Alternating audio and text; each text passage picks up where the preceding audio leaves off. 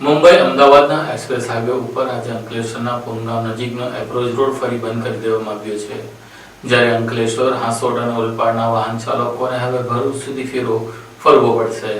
અંકલેશ્વર નજીક પુનગામ પાસેથી express highway પર જવાનો એપ્રોચ રોડ ફરી એકવાર બંધ કરી દેવામાં આવતા અંકલેશ્વર, હાંસોટ અને ઉલપાડ તાલુકાના લોકો સાથે ખુલ્લી મજાક થઈ હોવાનો રોષ ફાટી નીકળ્યો છે। મળતી માહિતી મુજબ અંકલેશ્વર તાલુકા પોલીસે સ્થળ પર બંદોબસ્ત જાળવી રાખી NHIA દ્વારા એપ્રોચ રોડની એન્ટ્રી ડિવાઈડર બેરિકેડ મૂકીને સંપૂર્ણ રીતે બંધ કરી દીધી છે। રોજિંદા આવન જાવન માટે આ માર્ગ પર નિર્ભર રહેલા લોકો માટે આ નિર્ણય મુશ્કેલીરૂપ બન્યો છે। કેન્દ્રીય માર્ગ મકાન મંત્રાલયે ગત નવેમ્બર માસમાં આ એપ્રોચ રોડ શરૂ કરવાની મોટી જાહેરાત કરી હતી, જેના કારણે વર્ષોથી ટ્રાફિકની સમસ્યાથી પીડાતા લોકોએ રાહતનો શ્વાસ લીધો હતો। તે સમયે ભાજપ દ્વારા નિર્ણયને વધાવતા ફટાકડા ફોડી ઉજવણી પણ કરવામાં આવી। જાહેરાત એટલી વિશ્વસનીય દેખાડવામાં આવી કે ભાજપ દ્વારા નિર્ણયને વધાવી ફટાકડા ફોડી ઉજવણી સુધી કરી દેવામાં આવી, પરંતુ હવે કોઈ આગોતરી જાણ કે સ્પષ્ટ કારણ વિના એપ્રોચ રોડની એન્ટ્રી ડિવાઈડર બેરિકેડ મૂકીને બંધ કરી દેવામાં આવતા લોકોમાં જાહેરાતો માત્ર રાજકીય શો હતી એવો કટાક્ષ થવા લાગ્યો છે। સ્થાનિકોનું કહેવું છે કે જો રોડ શરૂ કરવા યોગ્ય નહોતો તો જાહેરાત કેમ કરી, અને જો યોગ્ય હતો તો આજે ફરી બંધ કરવાનો નિર્ણય કોના દબાણે લેવાયો। વારંવાર બદલાતી નીતિ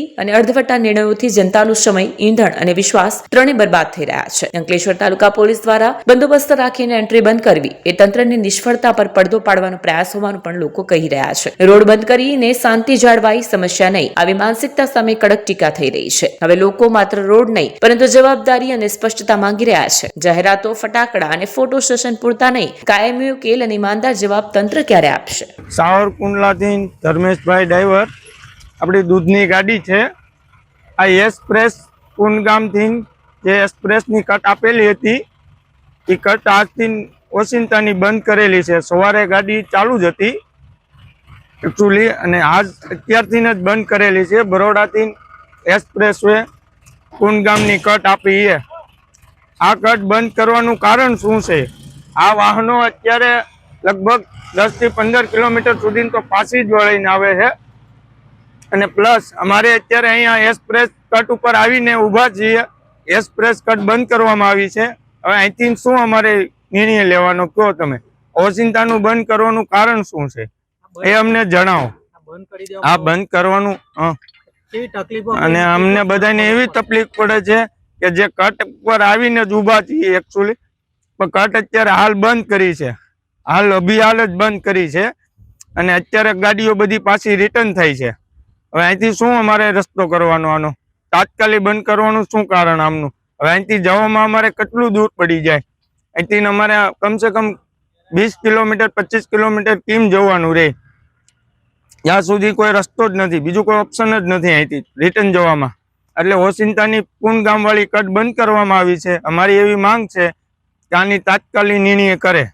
મારું નામ નીરવ છે અને હું સુરતથી આવ્યો હમણાં। તો મેન આપણો જે નેશનલ હાઈવે 8 નંબર છે ત્યાંથી આવતા કિમનો જે આપણો હાઈવે ચડવાનો જે રૂટ ખરો ત્યાં રસ્તો બંધ છે, તો અમે લોકો સામેથી ચડ્યા, સામેથી આવ્યા તો સામે તો પછી આ રસ્તો મુંબઈ બાજુ જતો હતો, તો મુંબઈ ત્યાંથી કોઈએ એવું કીધું કે ભાઈ તમે રોંગ સાઈડ અહીંયાથી આવી જાઓ અને પછી આગળથી ક્રોસ છે તો તમે સીધા પાછા આ રસ્તે નીકળી જશો અમદાવાદ બાજુ।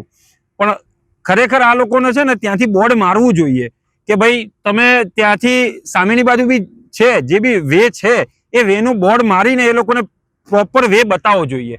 ઘણા લોકો અટવાય છે, ઘણા લોકો આમ જાય છે 20-20 કિલોમીટર ફરીને પછી પાછા આવે છે।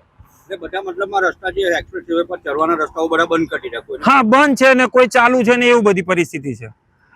એટલે કહેવાનો મતલબ જે આપણા સોશિયલ મીડિયામાં જે ફરે છે ને હમણાં કે ભાઈ અહીંયાથી હાઈવે ચાલુ થઈ ગયો છે, તો એમાં ઘણી બધી પ્રોબ્લેમ ક્રિએટ થાય છે એમ। તો જે બી જરા આવતા હોય તો એ લોકોને યા તો આપણો જે જૂનો રૂટ છે જે પૂનગામથી ચડવાનો ત્યાંથી જ આવું, તો અત્યારે એ બી બંધ હોય તો ખ્યાલ નથી, કાં તો પછી ભરૂચથી જ આપણે જવું એ જ યોગ્ય રહેશે, કાં તો પછી તમે સીધા એના આપણે સુરતથી આવતા હોય તો બારડોલી એનાથી આવો, અને આ રોડ આગળ એ બી હમણાં શું છે એ પરિસ્થિતિ ખબર નથી, બરોબર છે? એ ચાલુ હોય તો વાંધો નહીં, એનો ચાલુનો વિડીયો હતો બહાર સોશિયલ મીડિયામાં, પછી ખ્યાલ નહીં, પણ આવો તો જરા ધ્યાન રાખીને આવું, કોઈને 2 જણને પૂછીને આવું।